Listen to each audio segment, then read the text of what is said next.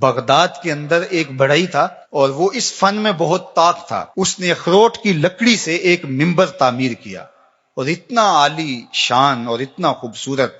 پھر اس کے اوپر اس قدر مینا کاری کے دور دور سے لوگ اس کو دیکھنے آنے لگے اور اس کی شہرت چہار دانگ عالم میں پھیل گئی. لوگوں نے اس سے اس کی منہ مانگی قیمت پہ اس کو خریدنا چاہا کہ آپ بولیے جتنی قیمت آپ مانگیں گے اس قیمت میں ہم آپ سے یہ منبر وصول کریں گے اور اپنے شہر کی اپنے علاقے کی جامع مسجد میں رکھیں گے. لیکن وہ ہر ایک کو انکار کر دیتا. پھر دوسرا شخص، تیسرا شخص، حتیٰ کہ اس کو سونا تول کر کے اس کے مقابلے کے اندر منبر دینے کی پیشکش بھی ہوئی، لیکن اس نے کہا کہ میں نہیں دے سکتا. تو اس کو کہا آخر وجہ کیا ہے؟ ایک فنکار جب کوئی فن پارا تراشتا ہے، ایک کاریگر جب کوئی چیز بناتا ہے تو اس کی قیمت لیتا ہے. تم اس منبر کو بیچ کیوں نہیں رہے، کرو گے کیا؟ اس نے کہا کہ یہ منبر مسجد اقصیٰ میں رکھا جائے گا. تو لوگوں نے کہا مسجد اقصیٰ تو عیسائیوں کے قبضے میں ہے، وہاں کیسے رکھا جائے گا؟ تو اس کا ایک ہی جواب تھا. آج ہم نے وہ جواب اور اس کی فلسفی سمجھنی ہے، اس کی اتھا گہرائیوں میں اترنا ہے اور اس حوالے سے اپنا محاسبہ کرنا ہے. اس نے ایک ہی جواب دیا.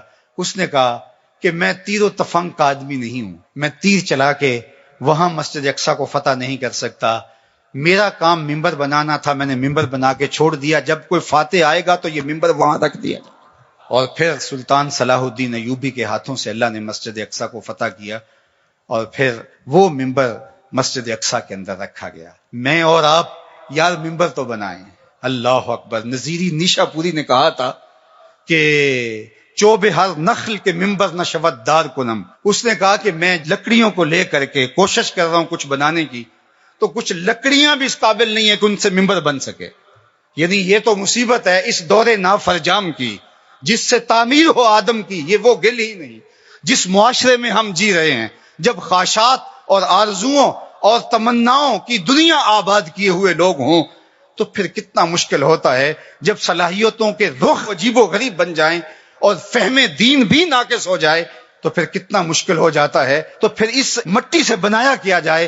لیکن نظیری نشا پوری نے ہمیں حوصلہ دیا، کہا نیس در خشک و ترے بیشہ من کوتاہی، میرے جنگل کے خشک و تر کے اندر کوئی کوتاہی نہیں ہے. چوب ہر نقل کہ منبر نہ شود دار کنم. کہا کہ لکڑیاں تو لے کر کے میں آ گیا ہوں، اب ان لکڑیوں کو تراشوں گا.